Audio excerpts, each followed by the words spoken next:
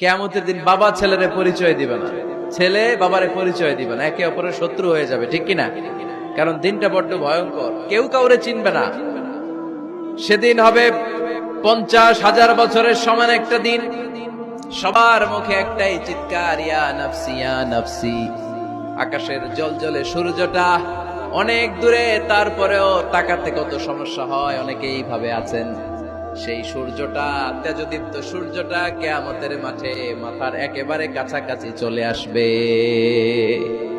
সূর্যের প্রচন্ড তাপে মাথার মগজগুলো গলে গলে নাকের ছিদ্র আর কানের ছিদ্র দিয়ে বেয়ে বেয়ে পড়বে। হুফাতান উরাতান মুশাতান গুরলা, পায়ে দেওয়ার মতো কারো জুতা থাকবে না। আজকে যে বাটা জুতা পরে আসছেন, অ্যাপেক্সের জুতা, কিয়ামতের দিন জুতা থাকবে পায়ে, গায়ে জামা থাকবে না। Everyone will stand up as naked. There is no dress, no costume, no garment in their body. দেহে কোনো পোশাক নাই, পেটে খাবার নাই, পায়ে জুতা নাই, সূর্যটা মাথার কাছে, তৃষ্ণায় জিহ্বাটা বের হয়ে নাভি পর্যন্ত ঝুলতে থাকবে।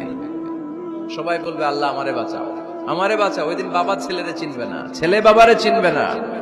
অনেক বাবা ছেলের কারণে জাহান্নামী হবে, অনেক ছেলে বাবার কারণে জাহান্নামী হবে। তাহলে তখন বাবা ছেলের শত্রু হয়ে যাবে, ঠিক কিনা?